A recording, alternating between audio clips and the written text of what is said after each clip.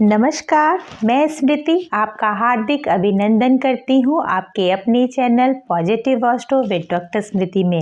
Friends, मैं एक astrologer, numerologist, motivational speaker और सबसे पहले हूँ आपकी फ्रेंड जो लेकर आई है 2023 में बहुत सारी रेमेडीज़, प्रेडिक्शंस, मोटिवेशन, ब्लेसिंग और बहुत कुछ।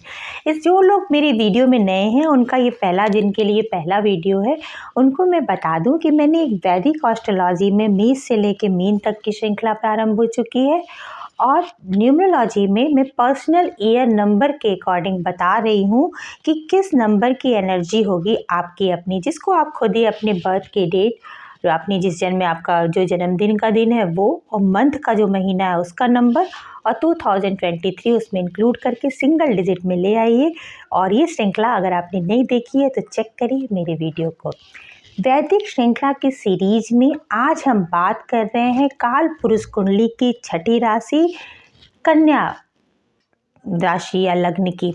देखिए, कई व्यूअर्स के मेरे कमेंट आए तो मैं बता दूं, जब भी आप गोचर का प्रेडिक्शंस देखिए तो आप अपनी जन्म राशि और लग्न दोनों के अकॉर्डिंग देखिए, क्योंकि दोनों का ही लग्न का करीबन 60% इफेक्ट आता है और लग्न चंद्रमा की जो कुंडली होती है चंद्र कुंडली, उसके भी इफेक्ट कम से कम 40 से 50% तक वेरी करता है अकॉर्डिंग टू योर आप नेटल चार्ट, जैसा आपका नेटल चार्ट है। तो आप दोनों देखिए, आपको पता कैसे चलेगा कि आपका कन्या लग्न है। तो आपकी जो जन्म कुंडली होगी, अगर यहाँ पे 6 नंबर लिखा है यहाँ पे लग्न में, तो वो है आपका कन्या लग्न।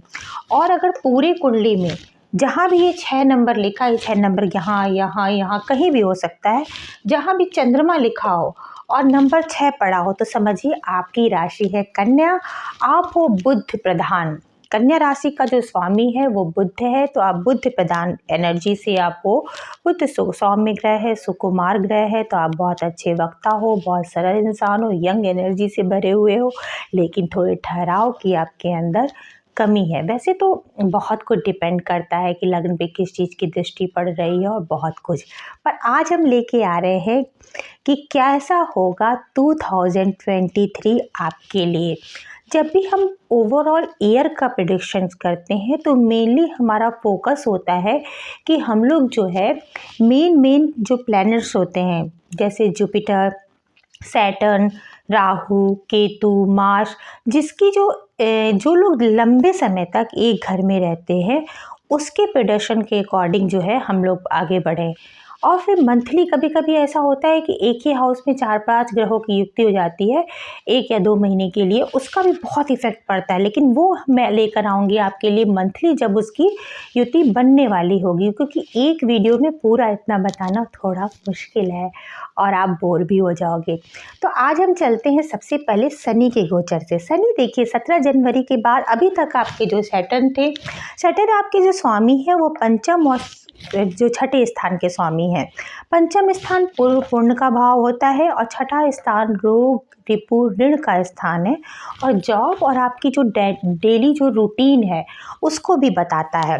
तो अगर ये अच्छा ग्रह माना जाता अच्छा हाउस, और ये थोड़ा सा निगेटिव तो नहीं कह सकती क्योंकि मैं निगेटिव तो मेरे शब्द में डिक्शनरी में नहीं है, पर ये उतना अच्छा नहीं है। लेकिन इसलिए जब तक सैटर्न आपके यहाँ रहे होंगे, 10वें स्थान पे आपके सैटर्न रहे होंगे मकर राशि में, तो कई लोगों को हो सकता है संतान सुख प्राप्त हुआ हो और स्टडी में उन्होंने कुछ अच्छा किया हो, पर वो कुछ अड़चनों के बाद, क्योंकि शनि जो है यहाँ सूर्य के घर में होता है। काल पुरुष की कुंडली में जो 5वां नंबर होता है, वो 5वां जो घर होता है वो सूर्य का पक्का घर होता है। सूर्य और शनि की मित्रता नहीं है, तो वहाँ पे शनि बहुत अच्छा नहीं होता। लेकिन शनि जो कि स्व राशि है तो अपना इफेक्ट डालेगा।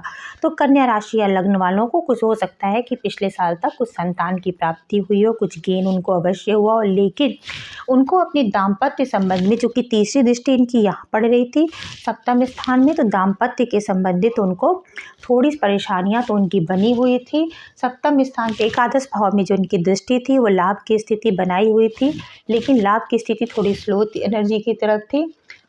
और 10वें स्थान के इनका दूसरे घर में इनके जो है वो सैटर्न की दृष्टि थी। सैटर्न की दृष्टि दूसरे घर में जब होती है और वहाँ पर केतु पहले से है, तो आपकी आमदनी में थोड़ी बहुत रुकावटें आ रही थी। आपकी थोड़ी-सी बोली को वो बहुत ब्लंट और स्ट्रेट बना रहा था और आपके परिवार के कुछ लोगों के साथ, वैसे तो परिवार में आपकी पोजीशन बनी हुई थी, परंतु कुछ लोगों के साथ आपके कुछ विरोध भी बने थे। आपको नज़र भी बहुत जल्दी लग रही थी, जैसे कि बनते-बनते जब जब सैटर्न यहाँ होता है तो इसकी 10वीं दृष्टि दूसरे स्थान पे होती है। दूसरे स्थान पे जब भी सैटर्न की दृष्टि पड़ेगी, सैटर्न यहाँ अष्टम में रहेगा तभी भी दूसरे स्थान पे दृष्टि रहेगी। तो सैटर्न की दृष्टि जब भी दूसरे स्थान पे पड़ती है तो व्यक्ति को नज़र बहुत लगता है। कुछ बच्चों को आप नहीं देखते हो, अचानक खेलते-खेलते लगे किसी ने कहा अरे बहुत प्यारे लग रहे हो, बच्चा बीमार पड़ गया। कुछ ऐसी स्थिति रहती है, तो आपको नज़र भी बहुत लग रही होगी। फिर जब लेकिन आपका जब ये स्थान छोड़कर जब शनि महोदय आपके जनवरी में 17 जनवरी के बाद आपके ये छठे घर में आएंगे, वैसे तो अपनी मूल त्रिकोण राशि में आएंगे, कुंभ राशि में आएंगे, परंतु छठे घर इनका पक्का घर भी माना जाता है। तो यहाँ पर शनि जो है, सैटर्न जो होता है वो अच्छी भूमिका में होता है, लेकिन चूंकि है तो ये हाउस रोग ऋण शत्रु का, तो कहीं ना कहीं शत्रुओं का मुकाबला तो आपको करना ही करना पड़ेगा, क्योंकि पूरे साल इनकी एनर्जी यहीं पे बनी रहेगी 17 जनवरी के बाद। तो आपको कहीं न कहीं से आपको वो फेस करना ही करना पड़ेगा। हो सकता है कि आपको घुटने से संबंधित कुछ प्रॉब्लम्स दे दे, हड्डियों से संबंधित कुछ दिक्कतें दे दे, या फिर ओल्ड एज से रिलेटेड कोई प्रॉब्लम दे दे। जो लोग ओल्ड एज में हैं उनको तो है ही, कभी-कभी यंग लोगों को भी ओल्ड एज की कुछ प्रॉब्लम, ओल्ड एज वाली कुछ बीमारियां हो जाती हैं। तो ये इसका भी आपको इसमें ध्यान देना पड़ेगा, उपाय भी करना पड़ेगा। जब सैटर्न यहाँ रहेंगे तो इनकी तीसरी दृष्टि जो होगी वो होगी आपके अष्टम स्थान पे। अष्टम स्थान में पहले से यह राहु महोदय विद्यमान है, क्योंकि ये जो है राहु की स्थिति यहाँ पे बनी हुई है। एक बात पे छोटा सा इंटरप्शन चाहूँगी कि मैंने देखिए गुरु राहु 2 बार जगह लिखा है, यहाँ पर भी लिखा है। यहाँ पर अभी तक अप्रैल तक 22 अप्रैल तक गुरु आपके मीन राशि में रहेंगे और उसके बाद जो है ये आपके चले जाएंगे मेष में। इसलिए मैंने ये दोनों लिखा, क्योंकि पूरे साल का प्रेडिक्शन करना है हमें। और राहु देखिए, राहु अभी तक बने हुए हैं आपके यहाँ, जो 30 अक्टूबर के बाद ये मीन राशि में गोचर करेंगे, दोनों एक दूसरे को क्रॉस करेंगे। चलिए फिर हम आ जाते हैं अपनी टॉपिक पे। तो जब अष्टम स्थान पे इनकी दृष्टि आ रही हो, जहाँ पे राहु पहले से बैठा है, तो अगर कुछ लोगों को पिछले साल अगर अचानक से कुछ लोगों के साथ ऐसा हुआ होगा, आप कमेंट में बताना, जैसे तो एक्सीडेंट हो गया हो या फिर अकस्मात कोई बीमारी आ गई हो, अकस्मात कोई प्रॉब्लम आ गई हो, और अचानक कोई गेन भी हो सकता है कि अचानक आपका कोई डूबा पैसा था आपको मिल गया हो, अचानक आप जा रहे हो आपका एक्सीडेंट हो गया हो, इस तरह की कोई चीज़ हुई होगी तो आप मुझे बताइएगा। हो सकता है आपकी राहु की एनर्जी सही तरीके से वर्क नहीं कर रही होगी, उस पर ज़्यादा असर करेगा जिसकी राहु की दशा या अंतर्दशा चल रही है, या फिर जिनका राहु के नक्षत्र में कोई प्लैनेट बैठा हुआ है, सैटर्न के प्लैनेट में कोई बैठा हुआ है, सैटर्न की दशा या अंतर्दशा चल रही हो। तो पर्सन के अकॉर्डिंग जो है ये प्रेडिक्शन थोड़े अंतरों के साथ आप पे दिखाई देगा। फिर सैटर्न की जो ये दृष्टि है आपके जो है व्यय भाव में जा रही है, सप्तम दृष्टि, और दसम दृष्टि आपके तृतीय भाव में जा रही है, जो कि आपको पराक्रमी बनाएगी। आप पराक्रम करोगे, आप उद्यम करोगे, पूरे साल आपकी जो एनर्जी है वो बनी रहेगी। क्योंकि सैटर्न स्लो प्लैनेट है, तो स्लोली ग्रेजुअली हो सकता है कुछ लोग जो गवर्नमेंट की तैयारी कर रहे हो और बाकी ग्रह भी उनके सपोर्ट में है, तो उनको प्रयास में सफलता मिल जाए, क्योंकि सैटर्न की तीसरी दृष्टि यहाँ पे होने से आप एक्टिव बने रहोगे। और फिर देखते हैं कि गुरु की भी दृष्टि साथ साथ में क्या है। तो गुरु अभी तक आपके अप्रैल से पहले 22 अप्रैल से पहले आपके बने हैं सप्तम स्थान में। सप्तम स्थान में गुरु का प्लेसमेंट सप्तम स्थान के लिए तो कोई बहुत अच्छा नहीं होता, लेकिन लग्न में आपकी 7वीं दृष्टि चलती है, जो कि आपके अंदर कॉन्फिडेंस जो है आपको बनाए रखी है। प्रॉब्लम्स के बावजूद भी आपका कॉन्फिडेंस लेवल आपका बना हुआ है, आप अपने लिए सोच रहे हो, आप बहुत अवेयर हो खुद के लिए। और पिछले साल चूँकि आपको दसम शनि जब यहाँ बैठे थे तो कुछ गेन भी मिला था, तो आप कुछ राहत की स्थिति में रहे होंगे कई लोग आप में से। फिर यहाँ पे जब गुरु पंचम दृष्टि डालेगा, 1 2 3 4 5, पंचम दृष्टि ये डाल रहा था एकादश स्थान पे आपके, जिससे आपको लाभ बना हुआ था, बड़े भाई बहनों से भी आपको लाभ था और गेन आपका बना हुआ था, आपके मित्रता के संबंध भी आपके अच्छे बने हुए थे। तो यहाँ पे गुरु की स्थिति आपके दाम्पत्य के लिए तो मैं बहुत अच्छा नहीं कहूँगी, क्योंकि सप्तम स्थान का जो कारक है वो वीनस है, शुक्र है। शुक्र के घर में गुरु का कोई बहुत काम नहीं है, लेकिन पार्टनरशिप के लिए आपका बहुत अच्छा रहा होगा। आपके पार्टनर्स के साथ आपके संबंध जो हैं वो अच्छे बने रहे होंगे और उसमें कोई प्रॉब्लम आपको नहीं आएगी। फिर ये गुरु जो है 24 अप्रैल से जो स्थिति 22 अप्रैल के बाद जो सिचुएशन है वो लिटिल बिट होने वाली है चेंज, क्योंकि गुरु आ जाएंगे आपके अष्टम स्थान पे, जहाँ पे राहु पहले से विराजमान है, जो बनाएगा गुरु चंडाल योग। गुरु चंडाल योग वैसे बहुत नेगेटिव नहीं होता, परंतु उसके नेगेटिव और पॉजिटिव तो दोनों ही इफ़ेक्ट आते हैं। जब यहाँ पे गुरु आ जाएंगे तो आपके धन भाव को देखेंगे तो और थोड़ा सा आपकी वाणी धन को देखेंगे तो वो आपके जो सेकेंड हाउस को वो थोड़ा सा रिलैक्स करेंगे आपको। आपके सेकंड हाउस की सिचुएशन थोड़ी अच्छी होगी, आपकी वाणी में भी ओ जाएगा, तेज आएगा। अभी जो थोड़ा सा बहुत ज़्यादा हार्श बोल के लोग नाराज़ थे, तो वो आपकी विद्वता से, आपकी वाणी से, आपकी सौम्यता से थोड़ा इम्प्रेस होंगे। वैसे तो राहु की एनर्जी भी राहु की दृष्टि से आती मानी नहीं जाती, तो वहाँ पे होगा। और यहाँ पे केतु के साथ संबंध बनाएंगे तो स्पिरिचुअलिटी भी आएगी और परिवार में वृद्धि भी होगी। केतु जो थोड़ा सा अड़चन दे रहे थे, धन के मामले में थोड़ा डिटैचमेंट ला रहे थे, उसकी वो मार्ग आपके खुल जाएंगे। फिर पांचवी दृष्टि आपकी जाएगी व्यय भाव में, तो हो सकता है परिवार के साथ आप एक्सपेंसेस बढ़ाएगी और हो सकता है कि फैमिली के साथ आप किसी धार्मिक अनुष्ठान, यात्रा, तीर्थ यात्रा पे जाओ आप और अच्छा सा समय बिताओ। खर्चे तो होंगे, पर वो खर्चे उन चीज़ों में होंगे जो जेन्युइन खर्चे होंगे, अनावश्यक खर्च नहीं होगा। तो ये स्थिति आपकी बनी रहेगी गुरु के बाद। जब गुरु और राहु जब दोनों आएंगे तो हो सकता है कि आप ये भी डिपेंड करता है कि नेटल प्लैनेट में आपके ग्रह कैसे हैं, लेकिन फिर गुरु यहाँ आएंगे तो हो सकता है आपको अकल्ट के क्षेत्र में, बीमा के क्षेत्र में और इंश्योरेंस के क्षेत्र में, अकल्ट मतलब ज्योतिष के क्षेत्र में, मतलब इस तरह के क्षेत्रों में आपका रुझान बढ़ाएं। यहाँ पर आपको आयु के संबंधित कोई प्रॉब्लम नहीं होगी। अगर राहु आपका नेगेटिव वर्क कर रहा है तो बीच बीच में आप थोड़े से बीमार पड़ सकते हो, या थोड़ा सा हो सकता है लिटिल बिट आप दिग्भ्रमित भी होने की स्थिति में आ जाओ। एक चीज़ और ध्यान रखिएगा कि आपके पति स्थान या फिर दाम्पत्य स्थान या पार्टनर स्थान का स्वामी है गुरु। पार्टनर स्थान के स्वामी होके वो गए हैं अष्टम स्थान में। तो वैसे तो एक कारक अगर हम इस स्थान से देखें कि अपने से आगे गए, फॉरवर्ड गए, तो ये तो अच्छी स्थिति है। तो आपको हो सकता है अपने ससुराल से कुछ गेन मिले, लेकिन थोड़ा सा आप लोगों के थोड़ा सा राहु भी आ जाएगा तो हो सकता है ससुराल वालों से कुछ मिसअंडरस्टैंडिंग आपकी अक्टूबर तक बनी रहे, उसका आप लोग ध्यान रखिएगा और कोशिश करिएगा कि ज़्यादा ना बढ़े। हो सकता है कि आपको देखिए राहु की एनर्जी भी एक्सपेंशन वाली भी है और जुपिटर की एनर्जी भी एक्सपेंशन वाली है और दोनों की अष्टम में स्थिति बन रही है। वो घर जो है कहीं ना कहीं आयु का, मृत्यु का, अकल्ट का, समाधि स्थान है और ससुराल का भी माना जाता है। तो ससुराल पक्ष से हो सकता है कुछ इल्यूजन्स आपको समझ में आए। राहु दोनों की जो एनर्जी है, दोनों एक्सपेंशन है, पर एक की बेनिफिक है, दूसरी की मेलेफिक है।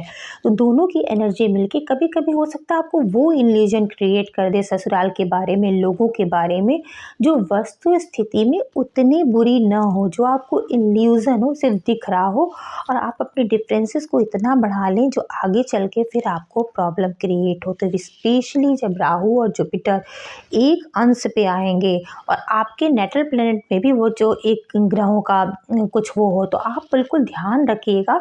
तो उस समय अगर आपको कुछ डिस्प्यूट दिख रहे हैं, कोई प्रॉब्लम दिख भी रही है, तो थोड़ा शांति से, सब्र से, ध्यान से रखिए, क्योंकि ऐसा ना हो कि आपकी छोटी सी असावधानी आपके रिश्तों को बिगाड़ के रखते। लेकिन आपको सर्टेन गेन भी मिल सकता है अपने ससुराल वालों से। कई लोगों को सर्टेन गेन मिलेगा, इनहेरिटेंस बहुत सारे लोगों को मिलेगा, पैतृक संपत्ति का भी इसमें मिलने की संभावना पूरी तरह से। मंगल जो है आपके भाग्य भाव में है, मंगल का 9वें घर में शुभ माना जाता है क्योंकि बृहस्पति का पक्का घर है जहाँ बृहस्पति और मंगल मित्र हैं।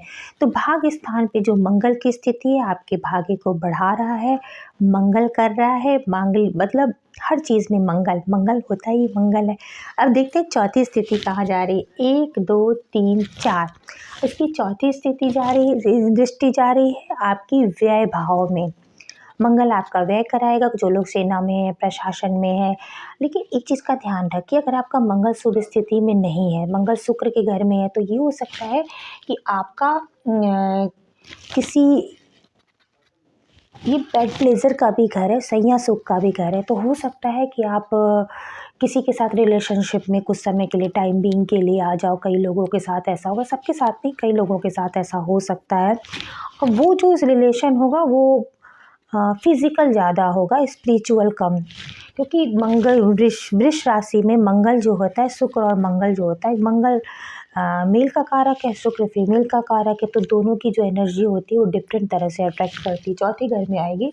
फिर इसका देखिए 5 6 7 सातवीं दृष्टि आपके पराक्रम में आएगी, जहाँ सैटर्न की भी दृष्टि जाएगी और मंगल की भी।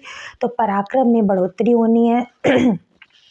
ये जो तीसरा घर है वो टेक्निकली जो हम करते हैं, जैसे ईमेल लिखते हैं या फिर टेक्निकल टेक्स्ट करते हैं, उसकी तरफ भी लेके जाएगी।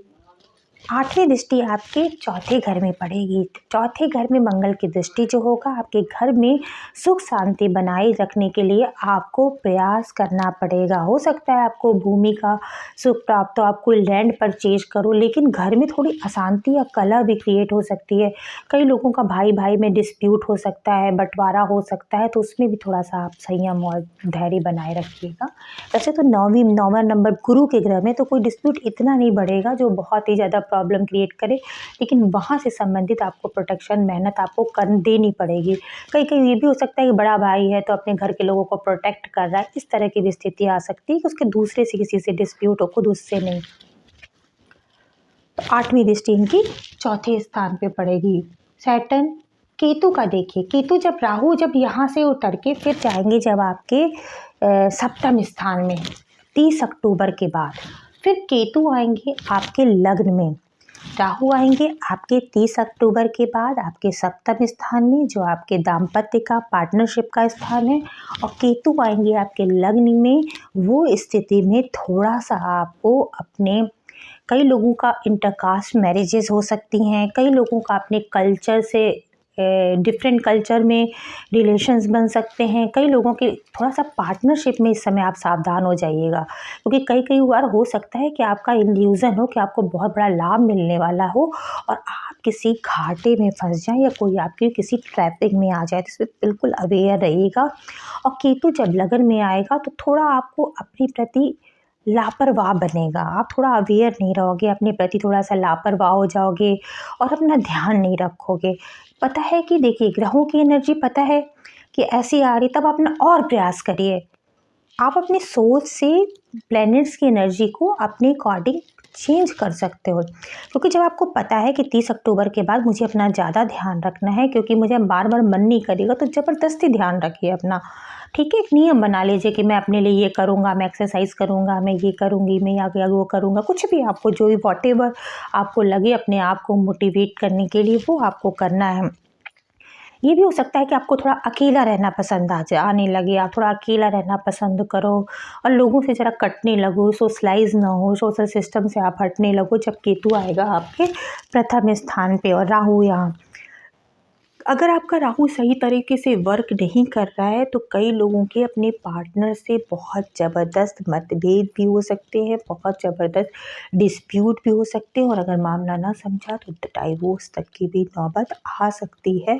तो अगर आपको पता है कुछ समय एनर्जी सही काम नहीं कर रही है तो आपको संभल के रहना है। रेमेडी के तौर पे तो सबसे पहले, जब तक राहु इनका अष्टम स्थान में है तो इनको गाड़ी चलाते वक्त बहुत सावधानी रखनी है। कितनी भी लेट हो उनको अपनी स्पीड नहीं बढ़ानी। फिर इनका राहु जब आ भी जाएगा इनके सप्तम स्थान पे, तभी भी वो दाम्पत्य संबंधों में कुछ प्रॉब्लम करेगा। तो सफाई कर्मचारी, जैसे मैंने राहु का उपाय मैंने शॉर्ट्स में हमेशा बताती रही हूँ कि सफाई कर्मचारियों को थोड़ा कुछ सामान देना, बीच बीच में स्वीट्स खिलाते रहना, मिठाई खिलाते रहना करते रहिएगा। उनके साथ खराब व्यवहार हरगिज नहीं करिएगा। कुछ लोग कंबल का भी दान कर सकते हैं जाड़े में गरीबों को। और एक चीज़ और, राहु को नियंत्रित करने के लिए आप प्राणायाम भी कर सकते हो। प्राणायाम से भी राहु की एनर्जी जो होती है वो चैनलाइज होती है। फिर आप देखिए, सैटर्न के उपाय के तौर पे आपको करना है कि आपको नॉनवेज नहीं खाना है, हनुमान जी की आराधना करनी है। हनुमान चालीसा का बैठे बैठे आप में देखिए, मैं जानती हूँ कि आजकल बहुत टाइम नहीं है, कि बहुत कम लोगों के पास ये टाइम है, हम लोग वर्किंग होते हैं। मैं तो जब अपने वर्क प्लेस में जाती हूँ ना, मैं मंत्र और चीज़ें मन में पढ़ती जाती हूँ, जितना भी वो बीच का रास्ता है। या फिर अगर आप नहीं पढ़ते, आपको याद नहीं है, तो आप लीड लीजिए, आप सुनिए। कहते हैं ना, श्रवण से या बोलने से जो भी है, तो आप जो भी आपको समय मिलता है, ये कहीं नहीं लिखा हुआ है कि आप बैठिए पूजा स्थान पे बैठिए तभी आप किसी मंत्र की सिद्धि कर सकते हैं। सैटर्न के लिए भी मैंने अपने शॉर्ट्स में रेमेडी बताती रही हूँ कि वृद्ध व्यक्ति का कारक है सैटर्न, तो वृद्धों के साथ आपका सम्मानपूर्वक व्यवहार होना चाहिए और अपनी अधीनस्थ कर्मचारियों के साथ आपका व्यवहार अच्छा होना चाहिए। तो ये आप बिल्कुल याद रखिए, गांठ बांध लीजिए साल भर आपको, क्योंकि सैटर्न आपके पंचमेश भी हैं और षष्ठेश भी हैं। अगर उनकी आपकी खराब प्लेसमेंट होगी, और न्यायाधीश भी हैं, और अगर आपने कोई भी काम किया, इनजस्टिस किया, तो पटकने में भी उन्हें देर नहीं लगी। फिर आपको गुरु का भी उपाय करना है। गुरु सदृश कोई भी व्यक्ति हो, उसका सम्मान आपको करते रहना है और उनके साथ आदर सूचक शब्द व्यक्त करना है। कुछ उपहार अगर प्रदान कर सकते हैं तो वो भी कर सकते हैं। मंदिर, चर्च, कहीं से भी कोई प्रीस्ट या पुजारी हैं तो उनके लिए भी आप कुछ दान धर्म कर सकते हैं। दान धर्म का देखिए अपनी सामर्थ्य के अकॉर्डिंग करिए। मैं ये नहीं कह रही हूँ कि आप इतना ये करिए, जो आप कर सकते हो, ईजिली कर सकते हो, आप वो करिए। और मेरी तरफ से बहुत सारी शुभकामनाएं। 2023 आपका बहुत शुभ हो, बहुत मंगलमय हो। मुझे बताइएगा ये वीडियो आपको कैसा लगा।